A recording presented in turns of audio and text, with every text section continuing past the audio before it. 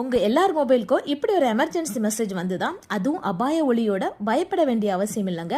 மாநில பேரிடர் கட்டுப்பாட்டு மையத்தோட ஒரு சோதனை முயற்சி தான் இது. வடகிழக்கு பருவமழை தொடங்க இருப்ப காரணத்தினால முன்னெச்சரிக்கை நடவடிக்கையை மேற்கொள்ளும் பொருட்டு தமிழக அரசும் மாநில பேரிடர் மேலாண்மை இயக்கணமும் சேர்ந்து ஒரு சோதனையை மேற்கொண்டிருக்காங்க. இது பேரிடர் காலமான வெள்ளம், சுனாமி, ராட்சத அலை குறித்து மக்கள் அனைவருக்கும் ஒரே நேரத்தில் குறுந்தகவல் அனுப்ப பயன்படும். தமிழகத்தின் பேரிடர் மேலாண்மை ஆணையம் எங்கே இருக்குன்னு பார்த்தீங்கன்னா, தமிழ்நாட்டில் சேத்துப்பட்டில் தான் இருக்குது, சென்னையில். இது போல ஒரு சோதனை முயற்சி கடந்த வாரம் கர்நாடகாவிலும் நடைபெற்றது. இப்போதைக்கு மக்கள் தரப்பிலிருந்து எந்தவித எதிர்வினையும் ஆற்ற வேண்டாம் அப்படின்னு சொல்லியிருக்காங்க.